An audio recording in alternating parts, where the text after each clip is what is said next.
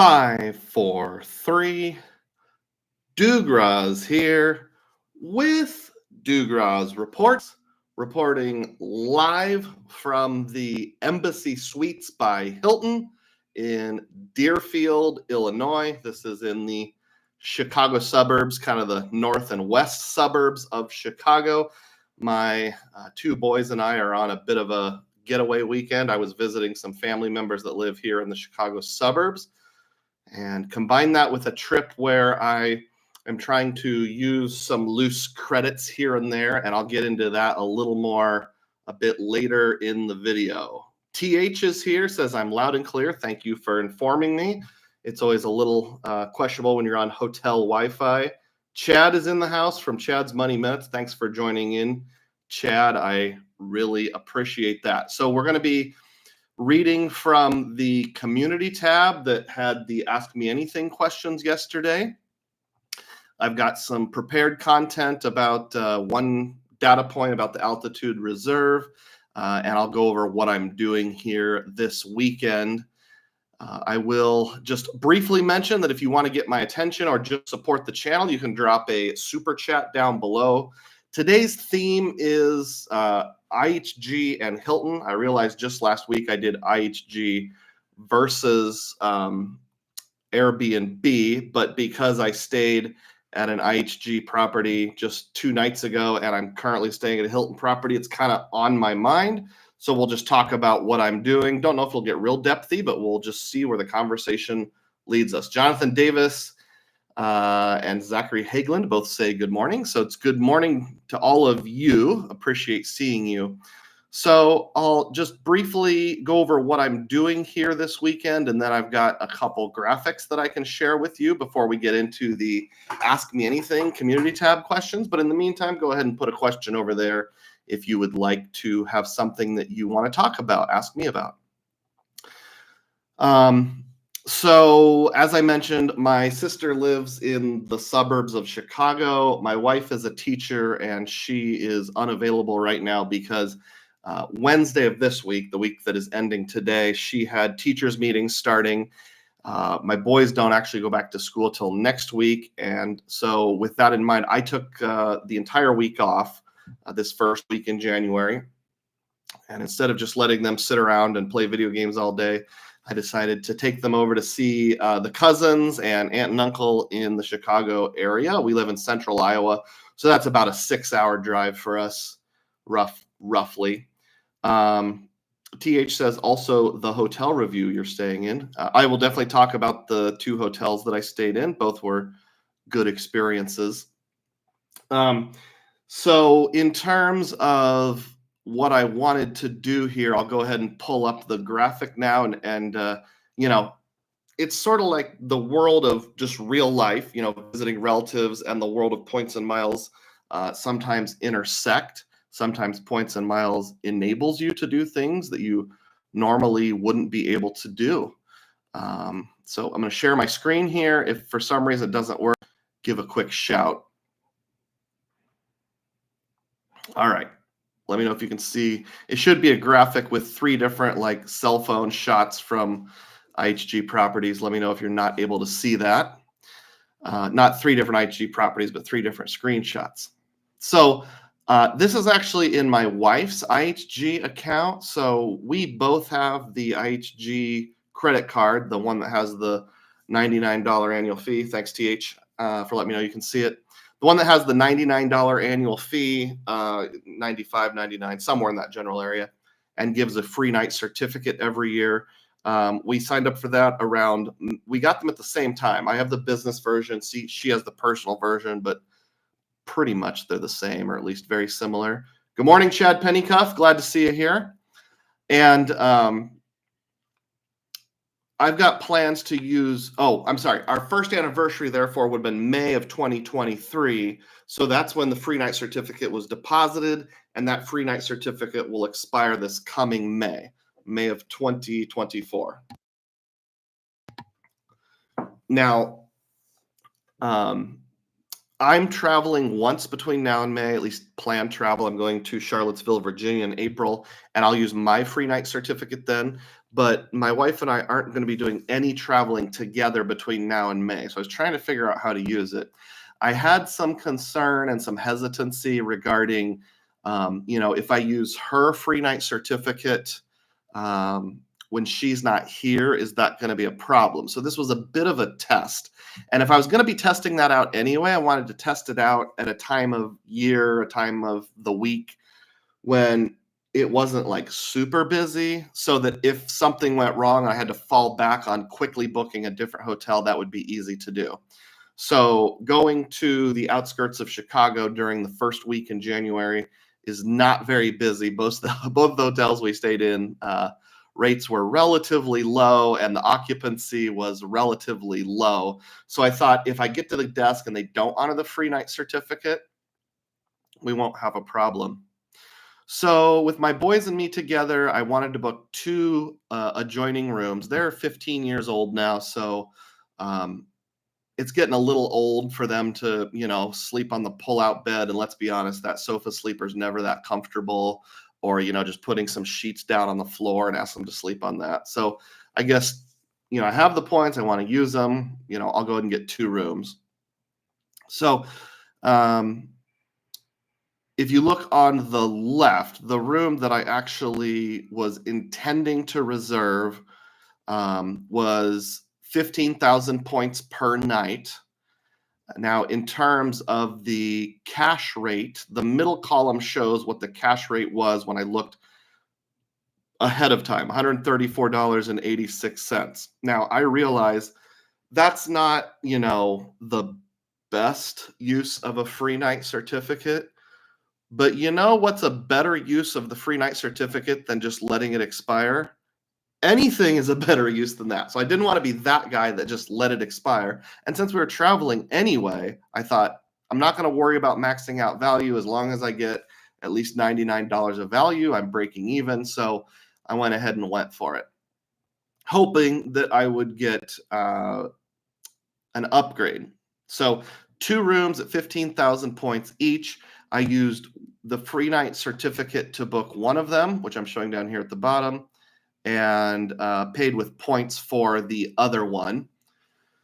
Now, once we arrived, they actually upgraded me from just a regular king room next to a regular 2 queen room to a king suite. And that's the image on the far right. And that was 140. I can't read my own typing. I can't tell if that's 145 or 146, somewhere around $145. And that's why I put a range here. So if you're wondering what the cents per point was, based on what I originally booked, it was 0.89 cents per point. And based on the upgrade, it was 0.96 cents per point. So it's a little hard. Sorry about that. Super loud phone call. It's a little hard to assign a cents per point value when I don't really know with certainty, should I be counting what I originally booked? Should I be counting what I upgraded to for how much value I got? But either way, somewhere in that 0.9 range, roughly. And for IHG points, that's okay. That's pretty good. You can buy into IHG points at half a cent each pretty often. So as long as we're getting above that, we're doing well enough to justify using points rather than using cash. So I went ahead and booked that. Now, a little data point that I wanted to share on the IHG side is that I had to make 2 separate reservations because the way the IHG system works, and this is the only system so far where I've used a free night certificate. So if you know what Marriott or Hilton or any of the others that give free night certificates do, Hyatt, by all means, put that over there. I had to book 2 separate reservations because they will only let you book one night on a standalone reservation for the free night certificate. You can't combine it with multiple rooms. You can't combine it with additional nights. So I had to book my point stay and my free night certificate stay separately. About 24 hours before we arrived, there was an option in the IHG app, and I'm using my wife's points here, so I'm kind of chatting on her behalf, to ask them to make sure the rooms are connecting, because I want to be able to connect. And I think it went to like a national desk. I don't think it was actually the local hotel I was chatting with, but they said, I've officially noted the record that you're requesting connecting rooms. So when I arrived at the hotel, first of all, my first fear was, since my wife wasn't with us, they wouldn't let me check in. That was no problem because I listed my name as one of the additional guests. And they said, that's fine, even though it's in your wife's name, as long as you're listed as one of the additional guests, you can check in. So I checked in, no problem whatsoever. And then they're looking through and it's like, you have one reservation for a da da da da and one reservation for a da da da da. Is that correct? I said, yes. And we had requested adjoining rooms. And she said, unfortunately for that particular room type, we don't have adjoining rooms available. And then there's kind of this awkward pause.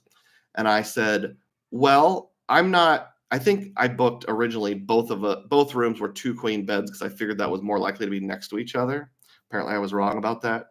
There was an awkward pause, and then I said, well, if you wanted to change room types or give us an upgrade, as long as they're connecting rooms, I'm not really particular.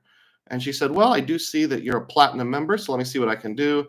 Typity, typity, typity. She said, yes, we have a 1 king suite available with an adjoining 2 queen room. Would that be fine? And I said, yep, that'll be fine. So that's kind of good news and bad news. The good news is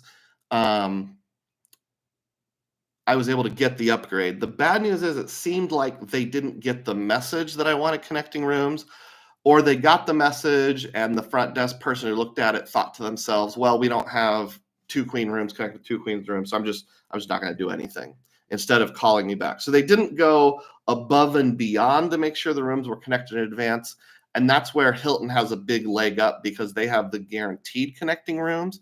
Although I have no idea how that would work with a free night certificate because I've never tried it with Hilton.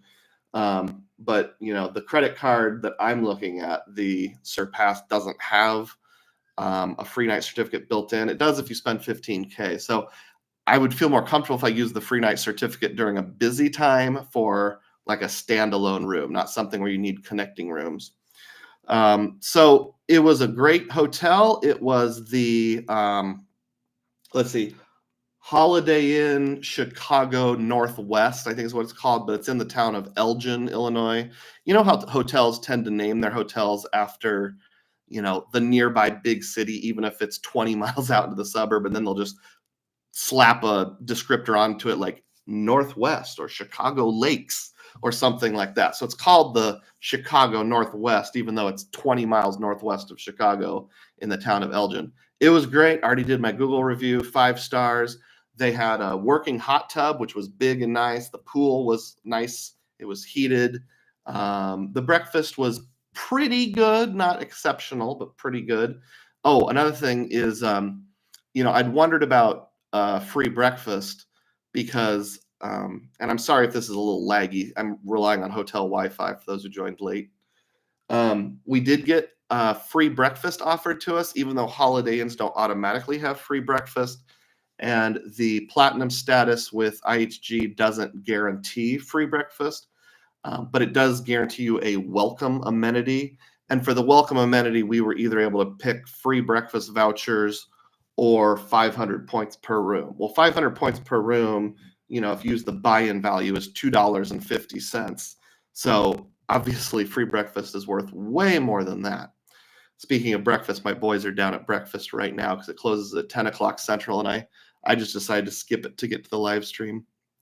So 5 stars for the Holiday Inn. Really enjoyed it. Again, if anybody knows or has any input on other hotels, and when you book with a free night certificate, can you combine it with other rooms, or do you have to book it as a standalone? Put it in the chat over there. That would be great. We've got 12 people on board. Click the thumbs up button if you're on board, and I'll be getting to the questions in just a little bit. I decided to do the content part first because a lot of people watch this later, and they would maybe be more interested in the content than in the question part. Excuse me just a moment.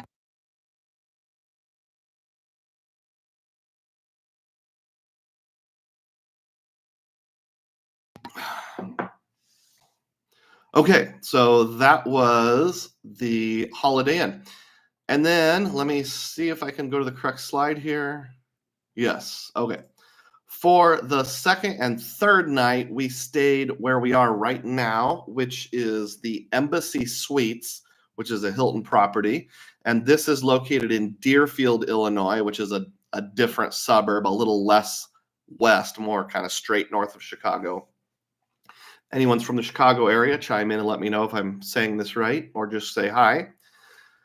And this one, so I told you this is a trip I want to tie up kind of loose ends, use credits that I have. So I used the free night certificate that belongs to my wife. That's great. Check. Don't have to worry about that going to waste.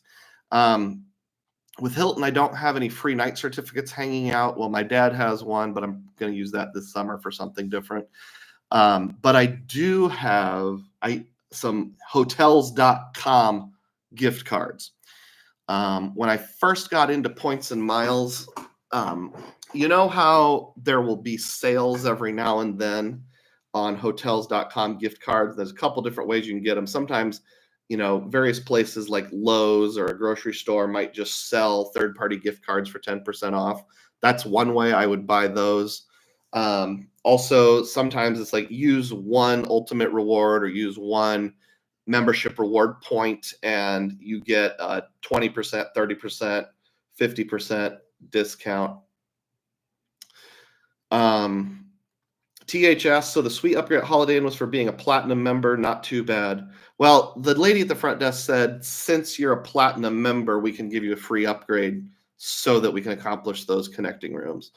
Whether or not they would have given it to me, even if I wasn't a platinum member, I don't know. The hotel was not busy at all, so it would almost be dumb for them not to say, oh, you are on the 4th floor and your kids have to be on the 6th floor, But it is really nice that Hilton has the guaranteed connecting rooms.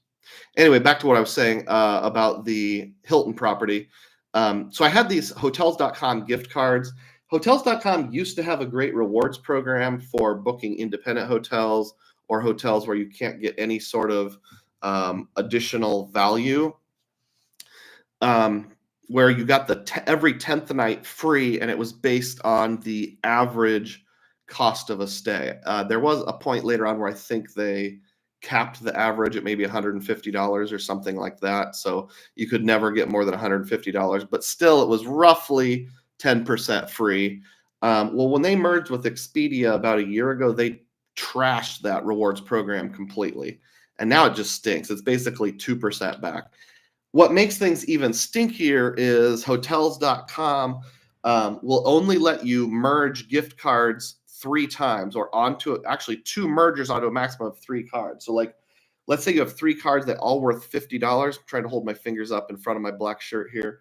You merge this 50 onto this 50, now you have 100, and you merge this 100 onto this 50, and now you have 150. So if you're buying in $50 increments, you can never use more than $150 on one stay, which is stinky. So what I had was one gift card that had already had the maximum mergers of $100 and one that was at $50 standalone, and I couldn't merge those two together. So I wanted to stay at this particular hotel. And again, since this is a time of year where it's not very busy, I decided now is the time to try that experiment. So I booked 2 separate reservations for Thursday night going into Friday.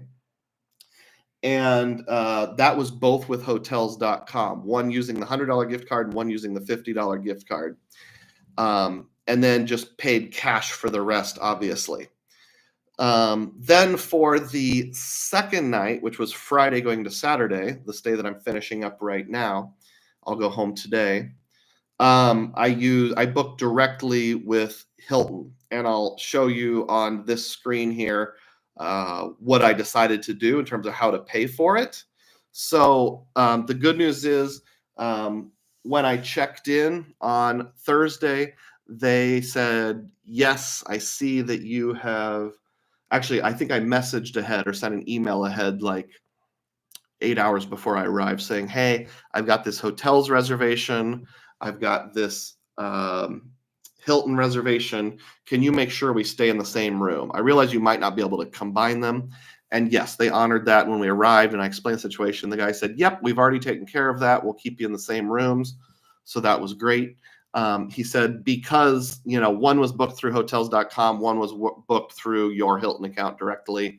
Unfortunately, the system will automatically check you out, so you'll have to come back to the front desk and get new keys between the first and second night. But we'll make sure you get to keep the same room. And that's exactly what happened. When we went down for breakfast yesterday, came back up to the room, our keys wouldn't work. I was like, yep, I knew this would happen. I just didn't know when. Went down to the front desk. They swapped us out for a new set of keys, officially checked me in for the second stay, and it was really no hassle whatsoever. So I was happy for that. In terms of paying for things, so here's a screenshot. The stay that I booked directly with Hilton was $291.94. We got, again, connecting rooms. And because it was Hilton, they were guaranteed connecting. And because I contacted them at the time, they honored it even on the hotels.com booking.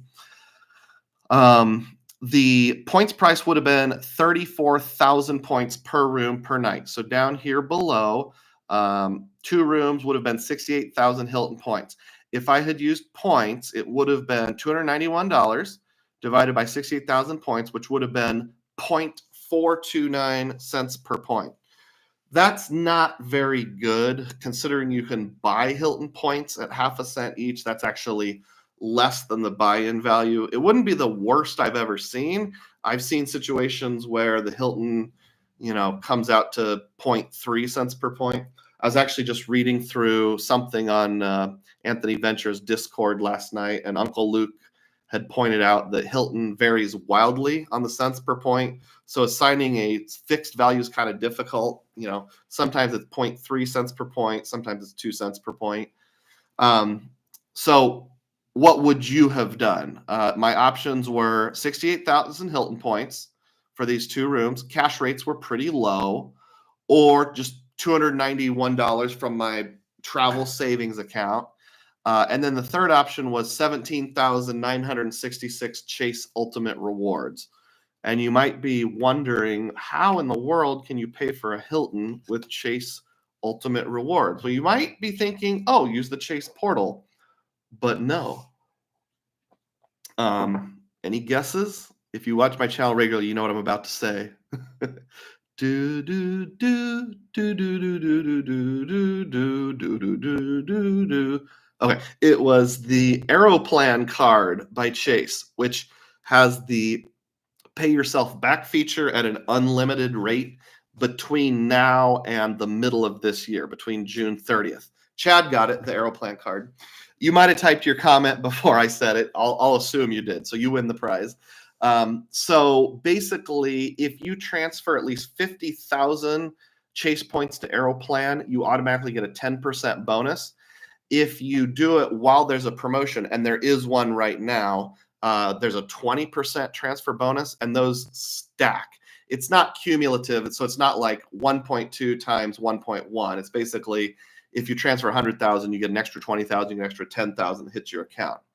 And then you can redeem those at 1.25. So if you take 1.3 times 1.25, that's 1.625. So if you do the math, if you take 17,966 Chase Ultimate Rewards at 1.625, it comes out to this exact amount right here, the $291. So that's what I decided to do. I had already transferred some Chase Ultimate Rewards. I think the Aeroplan current bonus ends on the 10th of this month. If it's not the 10th, it's the 15th. So if you're going to do that, you got to do it soon. I realized the unlimited pay yourself back feature on the Aeroplan card ends on June 30th of this year. At least that's what it's supposed to end. They did extend it once. It was going to end on December 31st, just a few days ago, but they extended it. What's weird is there was never any like fanfare or falderah. They just changed the way it was listed on their website. I saw Frequent Miler listed it in a different post about like pay yourself back rates and just updates. Most pay yourself back right now completely stinks. Other than the Sapphire Reserve, everything else is just charities and the Aeroplan card, of course. Chad says, I looked into that card. The redeem for 1.25 ends in June. So that's almost exactly right. what actually ends in June is unlimited pay yourself back at 1.25. So the 1.25 is sticking around beyond June 30th. It's just after that, it'll be capped at 50,000 points a year, which would be something like $625 of value. So I'm going to have to decide if it's worth keeping around after that point. I'll already have had my second year anniversary, so I'm keeping it into the second year. Time will tell if I keep it beyond the end of my second year or not. When I went to London and paid for a bunch of like buses, boats, like ferry boats, any kind of public transportation, the subway, I used that card and it really, really came in handy. Speaking of London and the United Kingdom, there's Sam. How you doing, Sam? Over in the UK right now, undoubtedly. We have snow here in Chicago, so wonder how y'all are doing temperature-wise. Yeah, TH asked, would you keep the Aeroplan card another year? Time will tell. Like I said, I need to use up my remaining points, so I'm definitely going to keep it into my second year. I think my anniversary is in May or early May, something like that. So I'll keep it into the second year. The question will be, will I keep it for a third year? It would be really awesome if they extended that pay yourself back again for an unlimited amount. The question would be, is there enough savings? So if you paid yourself back at a rate of 1 cent per point, in other words, you just cashed out 50,000 points, that'd be $500. If you use the Aeroplan thing and max it out at the 50,000 points, let's just say, for the sake of illustration, I'm getting on my handy calculator, that they offer that transfer bonus regularly of the 20% bump, and then the automatic transfer 50,000 increment. So you did that once a year, that's 30%, and then you redeem at 1.25, 1.625 times 50,000 points divided by 100. That would be $812 in value minus that would be above and beyond the $500 of value you could get if it was penny points. Basically, you're paying a $95 annual fee to get an extra $312 in value a year. If the only thing you ever use it for is the pay yourself back feature. Now, with that in mind, I would I use it for Aeroplan? I was just looking at some Aeroplan flights when my family's going to take a vacation in Washington, D.C. this summer. I've already booked the flight from Iowa to D.C. on American. I got a great rate, business class, 20,500 points per person. Now, admittedly, I said business class. This would be domestic first class in like a A320 or a Canadair jet or something like that. So it's not lie flat seats. It's just kind of the bigger seats where everybody gets an armrest and your neighbor's not right next to you. So it's not like amazing, but still 20,500 points for a first class one-way flight domestically, like a 3.5 hour flight's really not too bad. But on the way back, I haven't booked that yet. And I looked at Aeroplan, obviously booking United since they're the partner through Aeroplan. Some of the rates were really good. Like in economy, it was like, I think 10,000 points one way plus $12 or something like that. It might be $12 Canadian. So yeah, you can get some good rates. The problem is living in Des Moines, like if I fly United, everything wants to route through Chicago O'Hare. And Chicago O'Hare, do they even have a Priority Pass lounge? If I remember correctly, I looked into it once, and the Priority Pass lounge is only in the international terminal. So you would have to like leave the domestic terminal, go to the international terminal just to get the lounge, go back through security. Yeah, so that's where that's at. So I'm kind of bringing that all back to I used the Aeroplan card to pay the cash rate for this Hilton Embassy Suite since the cash rate was pretty low. And I'm going to click the pay yourself back button once that transaction posts. So that's what I did with the Embassy Suites. As far as, I'm going to stop sharing. As far as the hotel that I'm in right now, you can see there's some nifty artwork on the wall here. This one says Illinois. because we're in Illinois. And we're going to get an advertisement in about 10 seconds. So we'll take our first intermission. And then I promise I will hit questions. I've got about an hour left. If you want to stick with me, I'll try to get the juiciest stuff first. Let's take a break and come back in 1 minute.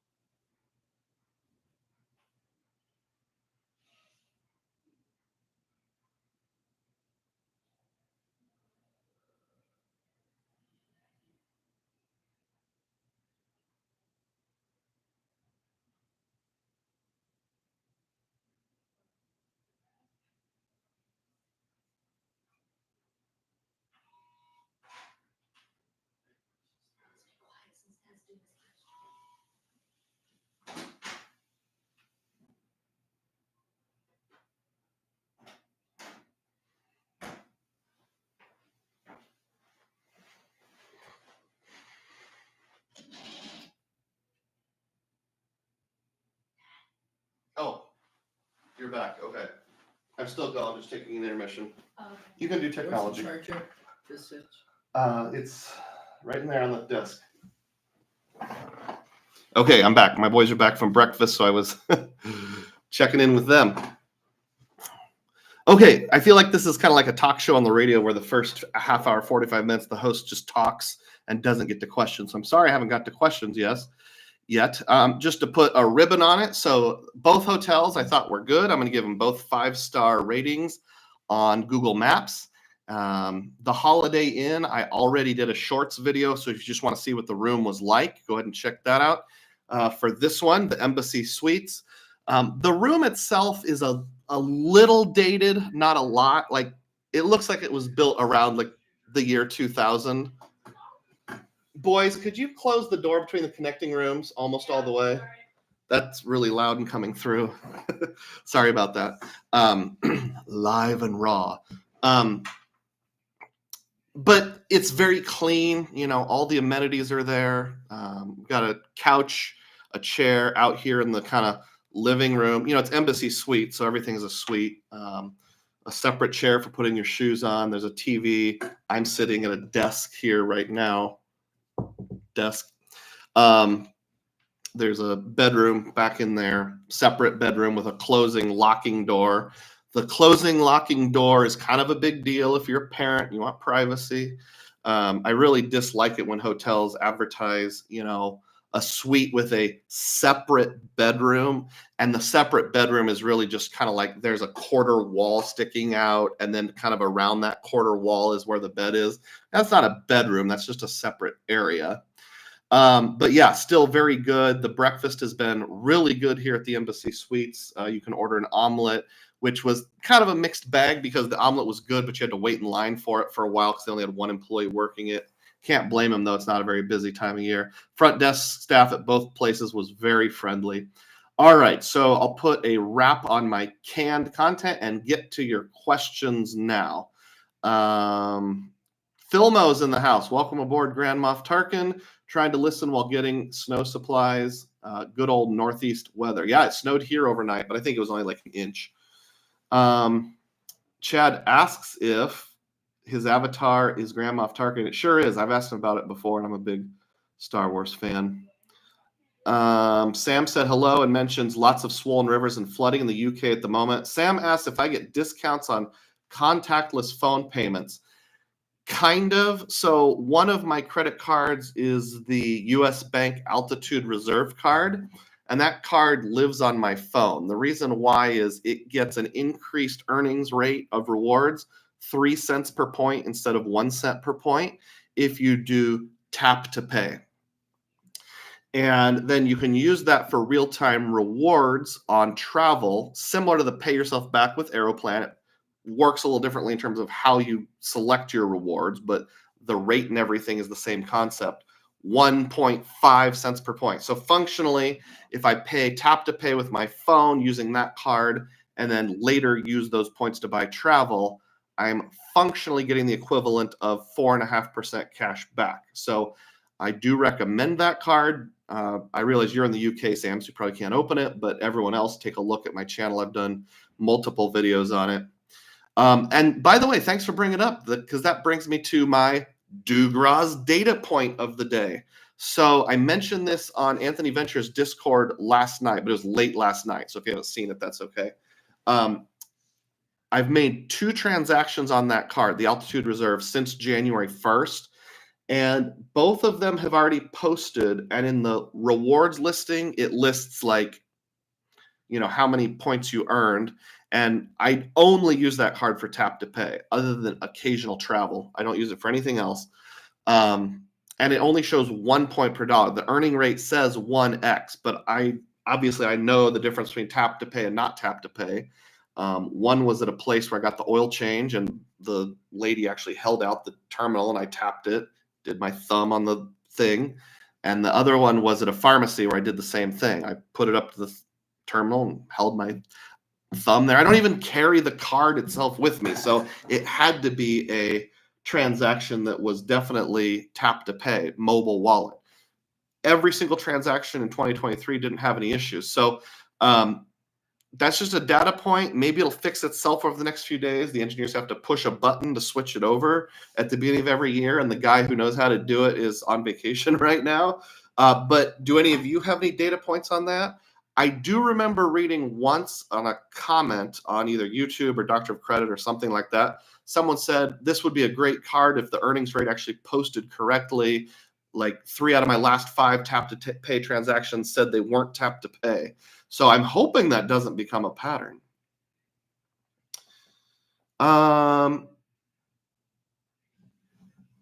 TH asks, which hotel provided the most value, you think, Embassy or Holiday Inn? I think the Holiday Inn won by a small margin, not drastically. But the fact that they did fully honor my platinum status, even with like the free breakfast coupon, the cash rate was a little bit lower, not much. It was a better location, easier to get to. This Embassy Suites is nice, but it's kind of tucked way back off the main road. So if I was giving a rating on a scale of like 0 to 100, with 100 being the best, I would give the Holiday Inn like a 93, and I would give the Embassy Suites like an 85. Both are great. Both are going to get 5-star reviews from me on Google Maps. But I felt the Holiday Inn was just a little bit better value. The problem was I didn't have any way of knowing I would get that value, so maybe that would take them down a notch. The guaranteed connecting rooms aren't there for IHG like they are with Hilton. And like I said, with the free night certificate, having to make 2 separate reservations, I didn't really like that. So if it's this time of year where it's not very busy, I would be happy to do the Holiday Inn. If it was like 4th of July weekend, I would be scared some of those things would get dropped. THS, did I have to pay for breakfast? Nope, I did not have to pay for breakfast in either place. The Holiday Inn gave us a welcome amenity where we could choose 500 points or free breakfast vouchers. And obviously the free breakfast is worth way more than the 500 points. So I chose that. At the Embassy Suites, it always comes with free breakfast for everyone. Zachary Hageland is on board. Good to see you, Zachary. Ask this question. And Zachary is a Dugroz diehard. So what that means is if you see the little star, that's a channel membership. Last week, someone, I think it was PM, donated 5 of those. So there might be more than usual. I do release multiple videos per month that are members only. I've got about 15 of them up so far, roughly. And these are videos that are either too sensitive because they're touchy topics or too nerdy for the general YouTube algorithm. Also, my members get, I try extra hard to give really thorough answers. when I type out answers for my members. Not that I ignore others, but sometimes I go extra detailed with the members, and I release my videos early. So it's only $3 a month. If you want to become a Dugroz diehard, I would really appreciate that. It would mean a lot to me, helps me kind of keep chugging along and making these videos, inspires me to put more time into it, knowing I can make at least a buck here and there. Not that it's all about money. I still have a day job. Yeah, thanks. Zachary asked this: how do you balance earning and burning and saving up points for redemptions? Any situations when you would cash out points after a certain amount saved?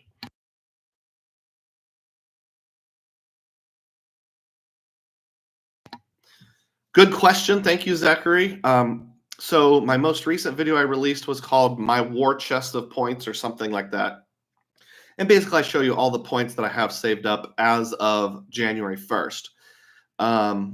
Multiple people in that video, including content creators, said, wow, you've got a lot of points saved up.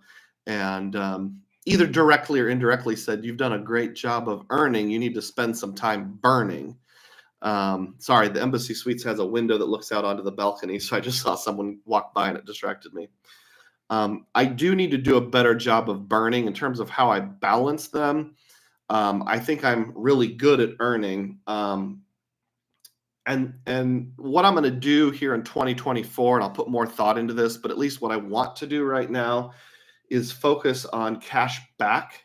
And so my earnings in the near future are going to be the only card I plan to open is the Hilton Surpass card, and that's just mainly to maintain status, get the sign-up bonus, and I think I can take advantage of that $50 a month, a quarter credit that they offer. Other than that, I don't have any plans. I'm working on a bank account bonus right now that'll get me $400. I'll be doing some other bank account bonuses. My everyday spend, I'm going to be shifting to things that are more cash backy because I've just got enough points built up right now that I'm not necessarily going to be using them anytime soon. So I think it'd be better to build my travel savings account and or help out the family budget. We've had a lot of unexpected expenses recently. I had to get new tires for my car. Our washer and dryer are starting to give out. In fact, the washing machine's almost completely dead. Our dishwasher's been on its last leg for years. So it might be time for 3 new appliances, which are all going to be around $500. So some cash back would be in order. Any situation where I'd cash out points after a certain amount saved. Yeah, I'm not afraid of cashing out points at a penny per point. And it is true that, points don't earn interest. So there is kind of intrinsic devaluation the longer you hold them.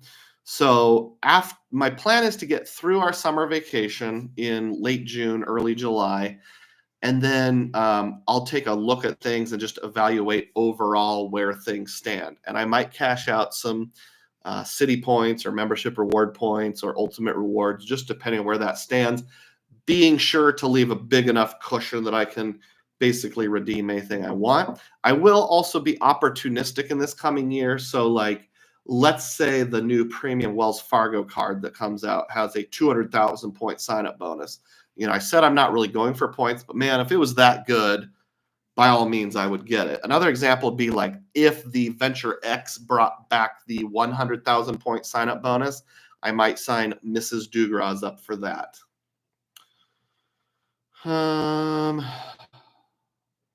Sam K says, careful storing your fingerprint on Apple and Samsung products as the snoopers get access to it.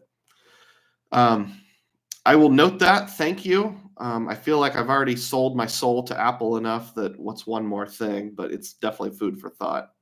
Sledge is in the house. Sledge Inc. team. Welcome aboard, Sledge. Thanks for your video recently about asking for an upgrade. That was part of my inspiration for asking for an upgrade at the Holiday Inn, which I received. All right, so I've gotten through that. Now it's time to get to the community tab and ask the community questions.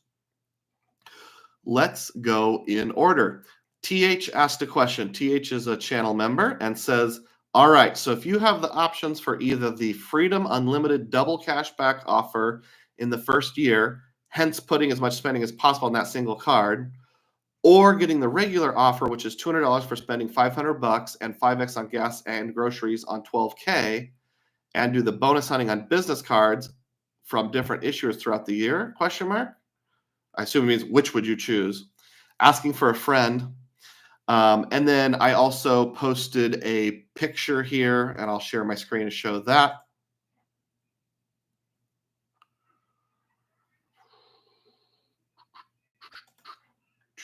Sorry, folks. There it is. So that's the picture where you're supposed to guess the location. And that TH made was the I-80 truck stop gas station in Iowa. Nope, that's not it. So to answer your question, if it was me, oh, by the way, Sam K just threw me a super chat for £2 to get a coffee. I'm a legend. Chad says Sam is coming in hot. I appreciate that. Thank you, Sam. That is very meaningful to me, and I always appreciate your patronage. Back to your question, TH, I would choose, if I was choosing between, okay, so I'm setting it up here for those who don't know, the Chase Freedom Unlimited card right now, and I don't know how much longer this will last, you have an option where instead of getting the flat sign-up bonus, you can find links out there that give you double the points for your first year on the regular stuff. So instead of getting 1.5 cents per point on everything, you get 3 points per dollar on everything. Would you take that, or would you take the regular sign-up bonus, which is $200, aka 20,000 points, plus 5x on gas and grocery in the first year, up to 12K? I would take the second one. I would take the flat 200 points, $200, which is 20,000 points, plus the 5x on gas and groceries for a couple reasons. One is I already have a 2x on everything card, so all I'm really doing is gaining 1 point per dollar on everything. And I don't have the math in front of me, but I have to spend a lot of money to make that extra 1% worthwhile to give up 20,000 points plus the 5x on gas and grocery in the first year. Personally, I have done that in the past. My wife and I have each signed up for a card. I think it was when we first got our Freedom Flexes. One of us had 5x on gas. One of us had 5x on grocery for the whole year, up to 12K. I maxed out the gas one. I did not max out the grocery one, but came pretty close. So I'm personally going to get a lot more value from the traditional offer on the Chase Freedom Unlimited. Now, the only exception would be if you're someone who really doesn't want a lot of credit cards, you just want one card or maybe 2 cards, and you're going to spend a truckload of money on that, then I might feel differently. But I think most of us in the hobby, we have multiple cards. We already have ways of at least equaling, if not exceeding 3x on a variety of things. So I just feel like the above the margin value on the 3x on everything on the Freedom Unlimited isn't worth forfeiting the sign-up bonus. Hey, Cesar Joel is here and says, happy to see you. I'm happy to see you too, brother. Thanks for checking in, and thanks for your support you often give. Thanks for asking that question, H. Next up is JP Knowledge, and JP is a big-time content creator. Do you know anyone in your real life who is interested in the points and miles game? That's part one. Part two is, does Mrs. Dugroz play the game or just follow your lead? Great question. First of all, I find it interesting, and I really like the fact that he says in real life, and yet even with real life, we all know what that means. It's not like we're in some sort of fantasy world right now, but just, your normal day-to-day affairs. For the most part, the answer is no. I don't know anyone in my real life who's in the points and miles game. I have one fellow that I know through my church who does it to a small degree. Like, he watches some of my videos and knows how to use the Chase portal, knows how to transfer ultimate rewards to Hyatt, and has figured out that transferring points to Hyatt is a good value. So even just having that kind of like low to mid-level understanding the points and miles game is still a ton of value. I mean, he's coming out ahead of 99% of people just by doing those two simple things. That's the kind of person that, travels 3 to 4 times a year, and the Chase Sapphire Reserve can be really good for. Just take a Sapphire Reserve, combine it with a Freedom Unlimited, boom, got a lot of stays at Hyatt's. I think he flew premium economy on Air France once using the Chase portal. So that's the closest I know to anyone in real life who uses points and miles in any meaningful way. Now, of course, there's 2 or 3 people I know who say like, oh, you do points and miles? I have the Delta card, something like that. And they put all their spend on the Delta card. I have another relative who uses a lot of Choice hotel stays when they drive cross country, and they have the Choice Hotels card and put all their spending on it. I know in both of those examples, the Delta person and the Choice Hotels person is leaving major points on the table, but it's hard trying to bring people along. I kind of gave up on trying to proselytize people into points and miles unless they specifically show a pretty high level of interest. So it's super nice to have you guys around. I've described to others before, even though I've only met some of you once at the Vegas meetup and some of you not at all. It's sort of like when you go to summer camp as a kid. I'm talking a little quieter because the person next door made a noise and I was afraid I might be talking too loud for their tastes. When you go to summer camp as a kid and you make friends and they're friends that you only see once a year, but they're definitely friends. And then if you see them again a year later, it's like, Chad, look, how you doing? How you doing, JP? Sorry about that. Oh, hey, TH threw me a $5 super chat. Thanks so much, TH. I really appreciate your patronage. Says, thanks for answering my question. I am torn between the 2 offers. Talking about the Chase Unlimited offer. Might go with the traditional. Cheers. Let us know what you decide. Back to JP Knowledge's second question. It was, does Mrs. Dugroz play the game or just follow your lead? So my player 2, my wife, Mrs. Dugroz, her name is Debbie, if you're wondering. She is a passive player 2. So there's almost like 4 different kinds of player 2s. There's the player 2 that doesn't know about points and miles and you're too afraid to even bring it up. That would be like if you're early in your relationship. The second is the non-participating player 2, and I'm not sure if you can count them as the player 2. Sort of like, I'm going to do my own thing. We're not going to coordinate, or I just don't want to do points and miles. Then there's the passive player 2 and the active player 2. Mrs. Dugroz is the passive player 2. Basically, what that means is I will let you sign me up for credit cards, but please don't ask me to do anything. So she has a very simple setup in her wallet. There's 2 cards, the Amex Gold and the Venture X. That's it. And I've written right on the front of the Amex Gold, use this at Hy-Vee, Aldi, and Fairway. Those are the 3 grocery stores in our town. I've told her to use it for dining too, but she almost never eats out, so that doesn't really matter. And then she uses the Venture X for everything else. So do we leave some points on the table? Yep. But is it enough that it matters? Nope. And does it keep her happy? Yep. Because I don't want to be like, oh, you only got 2x instead of 3x? How could you? Because, wife points are way more important than earning a few extra points here and there. So she is a passive player too. We've been married for 21 years. When we got married, we were dirt poor. We have joint checking accounts because when we first got married, we didn't have any assets. So our assets are so commingled, you can't even tell who belongs to who, which basically means whether it's her credit or mine, it doesn't even really matter. And like I said, she doesn't care if I open cards in her names. She really doesn't like calling credit card companies. So if I have to call for a retention offer, basically I don't want to say walk on eggshells, but I need to respect her preferences and like, hey, honey, I'm going to be making a phone call to American Express on your behalf. And at some point, I'll have to hand you the phone and say, they have permission to talk to me. So I do it like that. I've got to cancel like multiple ones of her cards the first half of this year. So I'll have to find just the right time to do that. And then the fourth kind of player 2, which I don't have, and I don't think a lot of people do, is the active player 2, where you're both really into points and miles and wanting to figure out redemptions and those kind of things. And that would be cool, but I don't have that. But it's not a big deal because, like I said, she's passive and she lets me open whatever I want. Thank you for your question. Appreciate that, JP. Filmo chimes in and says, Mrs. Filmo is definitely a passive player too. I need to make it as simple as possible. She does love the travel. Yep, exactly the same.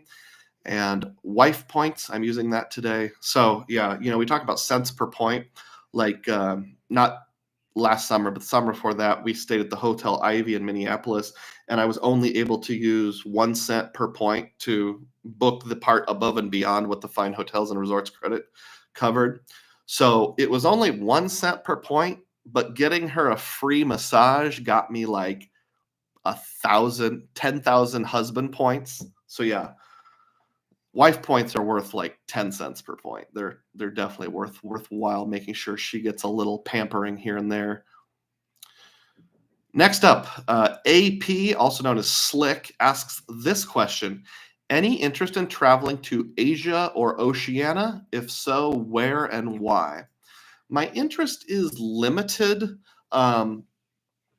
It's only really Japan. I would like to go to Japan sometime just because I've seen a lot of pictures like in the spring or early summer, and I realize that's when everybody else wants to go to, like when the cherry blossoms are going, that kind of thing, just because it looks very beautiful and very peaceful.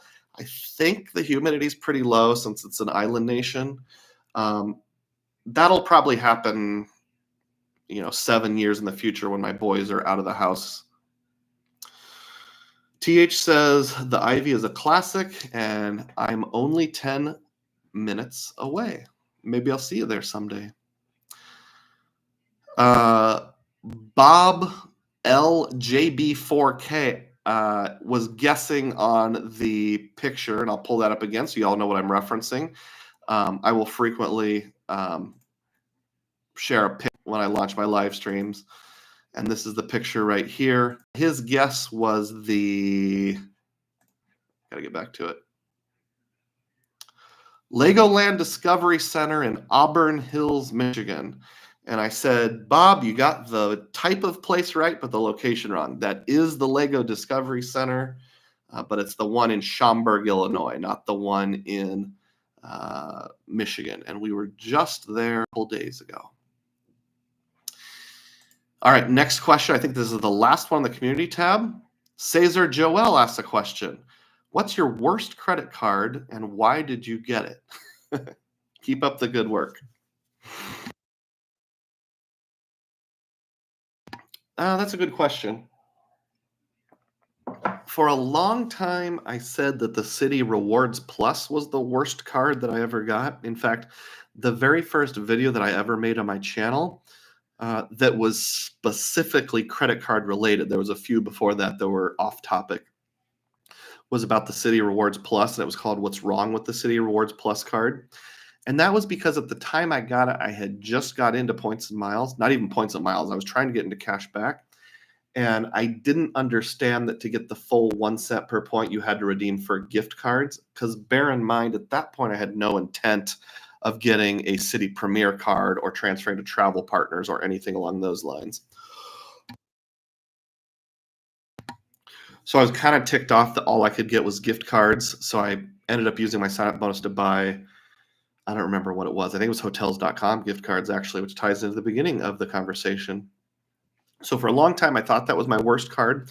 Ironically, I've kept it. Now it's come full circle, and I'm using that in conjunction with its 10% points rebate with the Citi ecosystem. I'm going to type myself a note here if time permits to come back to the Citi ecosystem, because I had some thoughts on that just a couple of nights ago.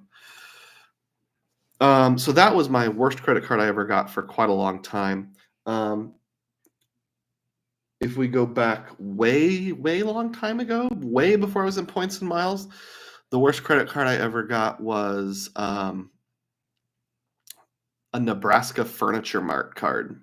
So my wife and I bought either a sofa or a couple reclining chairs, and they offered me a credit card that was like 0% interest for buying these 2 chairs right now, which cost $1,200. Again, I was new to the game. I didn't know that there was probably a jillion cards out there that had a 0% introductory offer.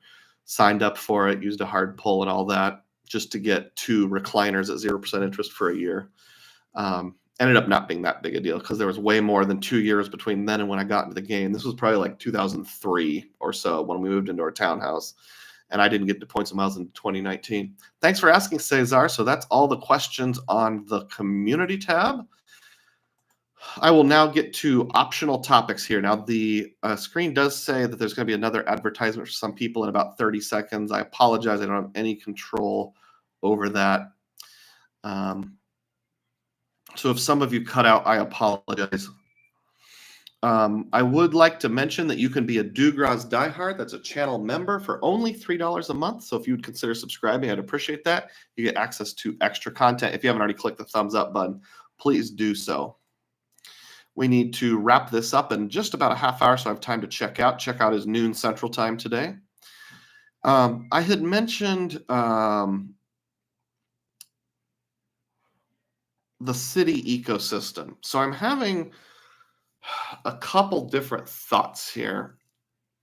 I mentioned about 3 live streams ago that I applied for the Citi Double Cash and was denied for it. And that was probably because my velocity was too high. So that kind of turned me off to Citi a little bit. But as I'm thinking it through, when I look at sort of my ongoing credit card strategy, I'm not sure what place Citi has. So the Citi has really good earnings categories. And I think if you were someone that just wanted to get into a mid-level of the game and never go beyond that, I think you could get really far with Citi. But the Citi Premier has no benefits of any kind functionally, other than letting you transfer over to transfer partners. I know they have the thing where if you make a $500 hotel booking, I think it's once a year, or is it twice a year? Whatever. $500 hotel booking through their portal, you get $100 off, but that's pretty meh. That's pretty mid. I don't think that's really worth that much. They don't have any travel protection, so I never use it to book travel. The Citi Premier gives you a bonus on gas, grocery, and dining. Well, for dining, right now I have the Amex Business Gold, and I'm using that for dining as one of the 2 4X categories.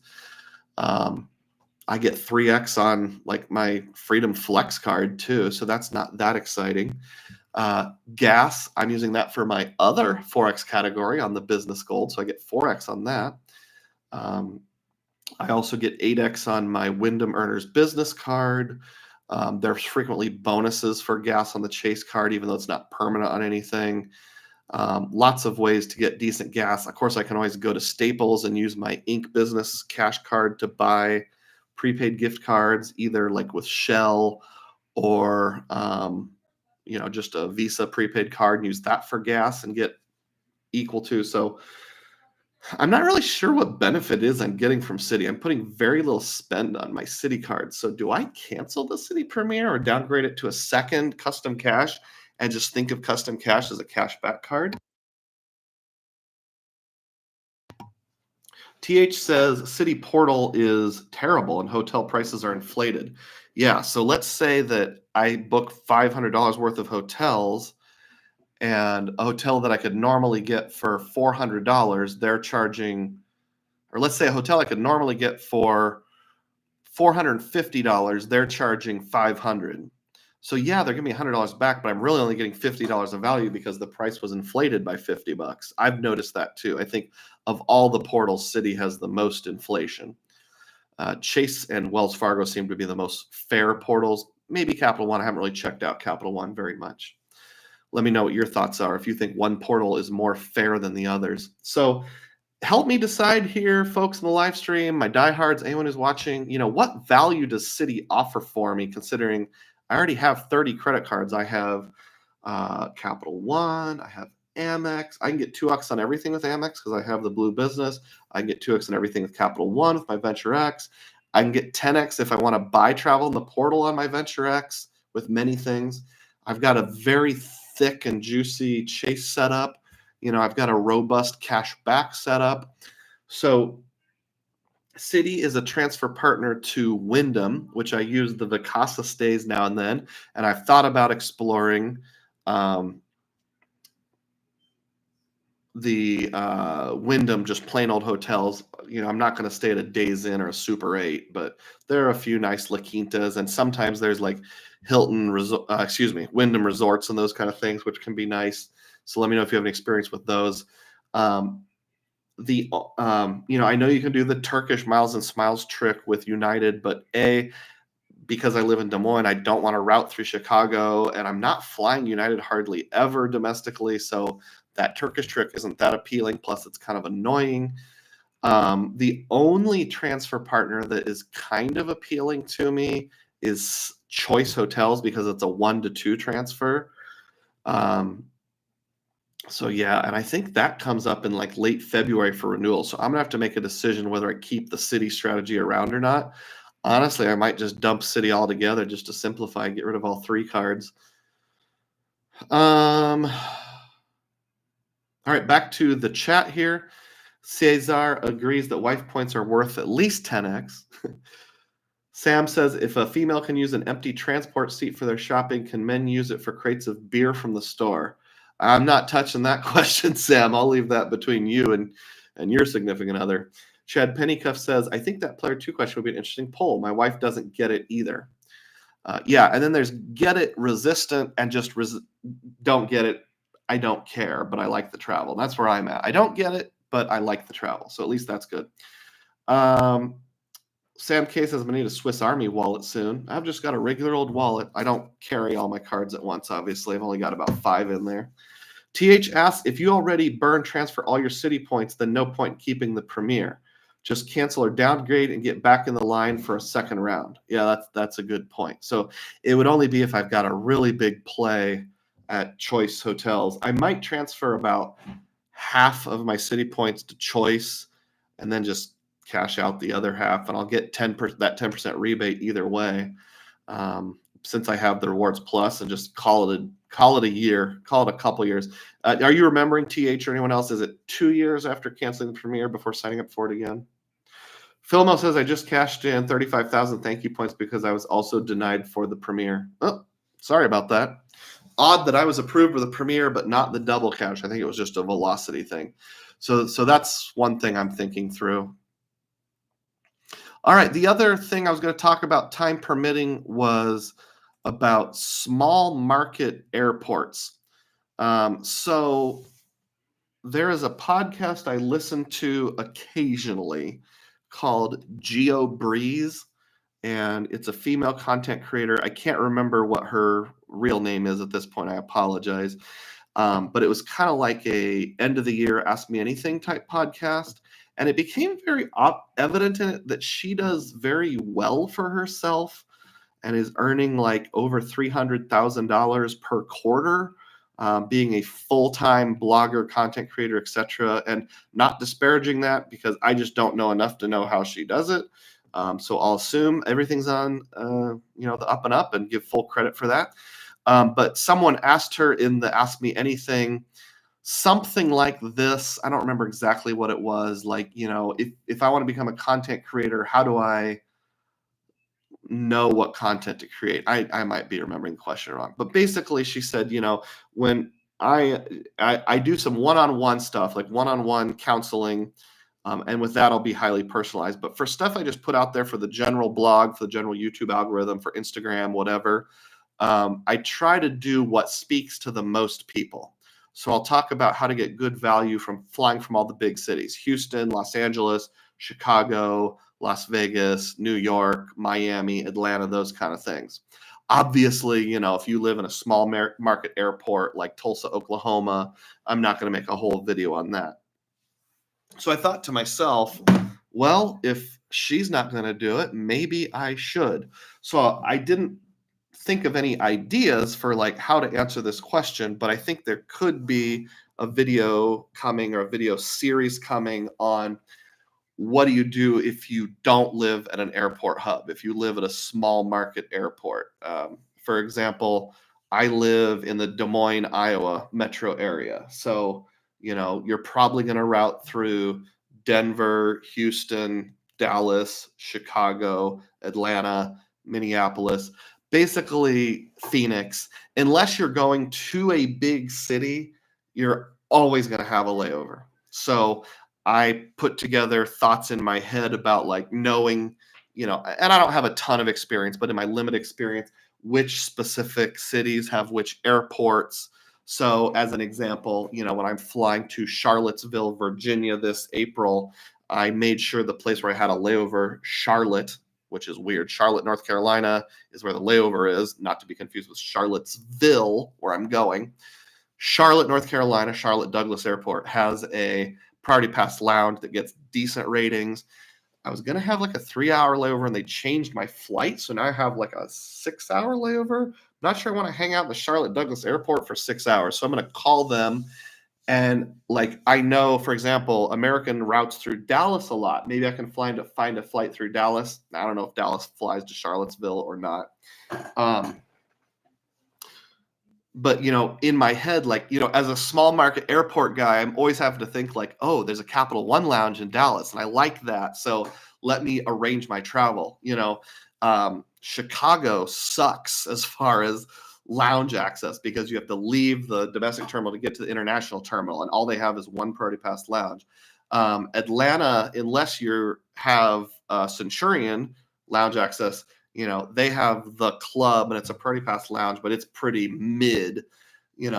St. Louis, if you're flying on Southwest, has a very nice Priority Pass lounge called the Wingtips Lounge. There's a Cap One lounge that's opened in Denver. So I said I don't fly United a lot, but if I am flying United or Southwest, I might go through Denver and just all these ideas of like where I'm going. So let me know if you have tips for living in a small market airport. Like if you live in Tulsa, Oklahoma, I know Stan the Credit Frog lives in the Sacramento area and frequently flies out of the Sacramento airport, but he has the option of driving down to San Francisco Bay Area. In a similar way, I have the option of driving to Minneapolis to catch a more direct flight, which I've done once or twice. I have the option of driving to St. Louis. That's not as easy of a drive. Chicago is not a good drive. That's 6 hours. How do you live in a small market airport and route things well and not have to have 6-hour layovers or, those stupid overnight layovers that they sometimes recommend? Would you like to see a video on that topic? That's just a thought that I had in my mind. Filmo is coming back to the part about cashing in 35,000 Citi points because he was denied for the premiere. He said it hurt a little, but I used the points for SeaWorld tickets. Hey, not bad. Penny a point. TH says 48 months to wait and get the premiere again. Josh Giebel has arrived. How you doing, Josh? Big time content creator. Check him out. Filmo says I'll be in CLT next week. We'll check out the lounge for sure. Is that Charlotte Douglas? I think it is. Anthony Fantino is aboard. Welcome aboard, and adds this: the Centurion Lounge in Atlanta isn't open yet. It probably won't be open till the end of the year. My bad, guys. My bad. Thanks for clarifying that, Anthony. I really appreciate it. So I really appreciate that. I'm going to read off a list of my channel members here, but while doing that, I will just go over any other thoughts that I have. Oh, shoot, I clicked on the wrong button. I'm sorry. And I know it lags a little when I do this. One last reminder that now that my memberships are enabled, not only can you become a member or anyone can give a super chat if you want to drop me a few pennies. Let's see. Hilton and IHG were the topics today. So what should the recommended amount be? Well, I got 2 rooms with 2 beds each, so that's 4. So maybe make a $4 super chat if you're looking for a recommended amount. Tampa Travels on board and says, was in the New Orleans MCY Club Priority Pass Lounge. It was nice and not crowded. Had a nice wait for my flight. That's great. I'll be going to New Orleans for Labor Day weekend for the creator meetup. I'm actually thinking about TH. Let me know if you think I should do this or not. Driving to Minneapolis and then flying directly to New Orleans because there was like a super inexpensive flight at just the right time from there. But of course, then I either have to drive 3.5 going on 4 hours or be tired or stay in a motel. So I may or may not do that. It always annoys me when I'll use Delta as an example. If you're wanting to book a flight, you can book a flight from Des Moines to Minneapolis on points. And 3 hours later, you can book a flight from Minneapolis to New Orleans on points. But they won't let you book Des Moines to Minneapolis to New Orleans on points. It's like, what's wrong with you? And the opposite is true. Like if I want to fly from Minneapolis to Amsterdam to Bremen, Germany, they'll let me do that for 60,000 flying blue miles. But if I just want to fly from Minneapolis to Amsterdam on the exact same day, exact same flight, that's going to be 90,000 points. It's like, why is it cheaper to add an additional flight? And I know there's a lot of things with airlines trying to promote certain routes, and like, at least here in the United States, there's certain cities the government pays them to service and those kind of things, but it does annoy me. TH says, let's do it. We can check out Matt's bar. Are you going down on Labor Day weekend? Maybe you can give me some advice on where to go if I decide to spend the night, those kind of things. We can hang out in the lounge together. Sam says soon it'll be cheaper to buy a helicopter to fly around yourself. Only if you can get a helicopter on points and miles. I did see Frequent Miler mention not too long ago that he got a Blade helicopter flight through one of those dissatisfied Delta customer promotions. I think it was with JetBlue. All right, so let's read off the current channel members. These are the Dugroz diehards. We have David Hamilton, Jacob Hess, Kevin Ellis, Scott Saul, Philmo78, Sean D, Shad Kerr, Chad Pennycuff, The One CEO, Zachary Hagland, AJB, Matt Clausen, AP, John McKinstry, Chad's Money Minutes, Crambone609, Icarus, and Sam K. So whether you purchased a $3 membership yourself or someone gave it to you as a gift, I really appreciate you. Thank you so much for being a diehard. And then the one other thing that I was going to mention, I'll come back to this. This is just sort of a follow-up from last week's live stream. I was debating an IHG hotel versus an Airbnb in a tiny home in this little small town in West Virginia. I can't remember the name. I think it was called Thompson, West Virginia. I'll pull it up on my phone here while we're waiting for me to describe it. Just to give you the 30-second rundown, my trip in April, I'm going to drive from Charlottesville, Virginia into West Virginia to see a waterfall and a historical monument. So I'll need to get a one-night hotel there in West Virginia, kind of in the boonies. The options were get a Holiday Inn Express, which was nice and well rated, about an hour from where I want to be, or get an Airbnb right where I want to be, also very well rated. Obviously, the Airbnb wouldn't have free breakfast. There's always the slight risk of just something weird happening, like the electricity going out or something like that. I accidentally opened hotels.com. I want Airbnb. I'm done with you, hotels.com. Remind me to come back to hotels.com. I'm going to type that in the chat. Sorry, I know this is corny, reminding myself by adding a comment. I have decided to book the Airbnb in West Virginia. I've decided not to keep the IHG booking, even though it was a perfectly good IHG booking. I decided to go with the tiny home in the town of Thomas, West Virginia. Boy, that barely even shows. Oh, there it is. I mean, it looks nice. It's got 2 beds. It's got all the amenities you could want. It was like, what was the cost? $274 and change. Sorry, I can't get it to show. $274 and change for this tiny house Airbnb. Very nice, very well rated. The host is a super host. Like, here's the inside. There's a little loft where you climb a ladder to get up to the second level. Yeah, the town looks really quaint, really nice. There's like a bunch of antique shops and game stores and those sorts of things. So I decided to go with the Airbnb. If you're wondering, I got feedback from probably 3 to 5, 6, 7 people that said, yeah, I would go with the Airbnb for 2 reasons. One, it's right where you want to be. You don't have to do extra driving. And 2, back when you could pay yourself back on Airbnb with the Chase Sapphire Preferred, I got $1,000 worth of Airbnb gift cards. To date, I have only used like $165 worth. So I have like $830 to go until I booked this. Now I'm down to 500 and some. So I'm never going to probably do that again, because hoarding Airbnb points is not a good deal, because I don't want to have all these different little programs here and there I had to use up. So I decided to go with the Airbnb. Let me know if you think that was a good decision or not. Philmo says, salute to the Dugroz diehards.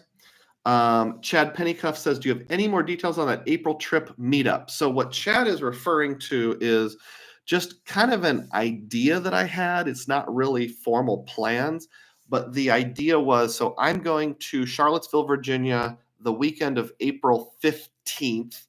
I'll get the exact dates here in just a few seconds. And on Monday, whatever that Monday ends up being, I think that's the actual 15th. Yeah, April 15th, which is a Monday. Let's all celebrate paying our taxes.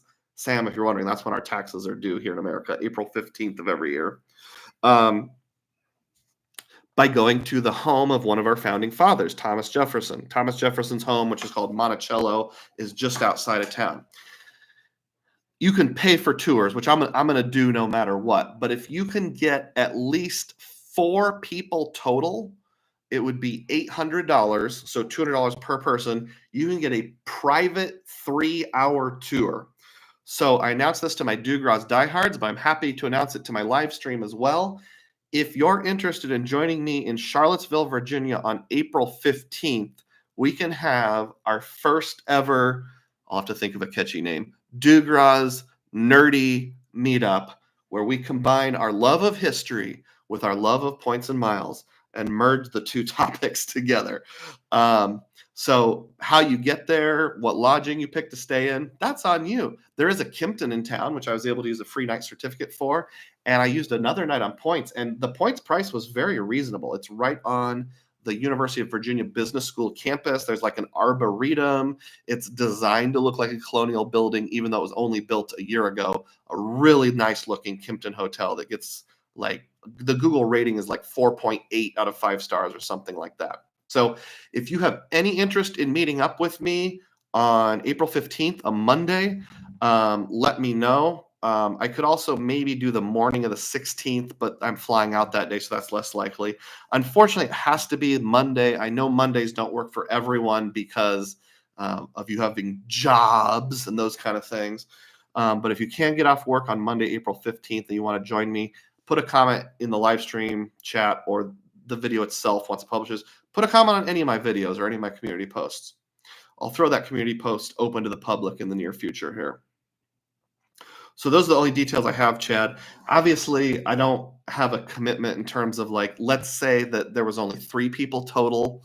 We could still get together. We could still take a tour. It just wouldn't be able to be the private fancier tour. On the private tour, you get more detailed attention. It's longer. You get to go up into the dome room, which the normal tour doesn't. So I would still, be interested in taking a couple guys with me on the normal tour. But that wouldn't be quite as fun, but it could still be fun. We could go back to the Kimpton and have a couple apple juices together or something like that. All right. So I said I would come back to hotels.com. In the meantime, Sam K says, will governments charge extra for breathing fresh air with everything else they charge for? You tell me, Sam. It does seem like you have to pay a little bit for everything. I was just noticing on my Airbnb I booked, not the Airbnb, I was looking up the cash price of a Vacasa, and it was like sales tax, county tax, cleaning fee, booking fee, administrative service fee. I mean, there were literally at least 4 different taxes and fees. I think there were 5 though. Yeah, so sometimes it is annoying. The great thing about that is if you use your Vacasa points to book Wyndham points to book a Vacasa, you don't pay any of the fees. You just pay the points. Hotels.com. So the last thing I wanted to mention about why I've soured on hotels.com, I'm never going back to them. First of all, there's 3 reasons. One is their rewards program has gone stanky. It used to be, average every 10th stay, which was effectively 10% back. Now it's only 2%, and they call it like 1 key or something like that because it's combined with Expedia. So you only get 2% back. That's not even worth it. Secondly is the way they do their gift cards. Like I said, you can only merge 3 gift cards together. So like if you merge 50 into 50 into 50, you can only use $150 on one booking. Or like I did, I merged 50 into 50 into 50 for 150, used some of it, and then only had $100 left. I had to book a whole separate stay to use that other $50 gift card. I am glad to say I'm free of hotels.com gift cards. I don't have any left. But when they transitioned their 10% back rewards into the one key rewards, I ended up with like $26, $27. I don't remember in these one key rewards. If you use a gift card for any amount, they don't let you use those one key rewards as even like a partial payment. So there should be, like, if you're just paying cash, there's like a use some or all of your rewards option. Not if you use a gift card. You cannot use even a $10 gift card and combine it with your rewards. Yeah, I have $26.49 in one key cash to use towards your next trip. Asterisk, unless you're paying with a gift card, then you can't use it towards your next trip. So honestly, I'll probably never use that. I'll just let it expire. Maybe there'll be someday in the future where I have this weird one-off one-day stay, like the Airbnb in West Virginia, where I find a hotel that's like an independent boutique hotel that's not on any good portals, and I decide to book it. But I'd say there's a fair chance I will never, ever use that $26 in Hotels.com rewards. Boo on you, Hotels.com. You ruined your rewards program. TH says, I burned my Amex points and visiting Greece on that week, but looking forward to catching any live streams later on. Thanks, TH. Yep, would have been awesome to see you in April, but like I said, I totally understand a lot of people can't get off work or change their plans for a random day in April. But just tuck that away, April 15th, Charlottesville, Virginia, if you happen to be available. We have reached a logical stopping point, so I want to thank each one of you. If you haven't done so already, smash the thumbs up button. I appreciate those of you who gave a super chat. I know TH gave me $5. Sam gave me £2 earlier in the chat, and I really, really appreciate it. Be safe, everybody, and as always, may your spending be frugal and may your points be plenteous. See you later.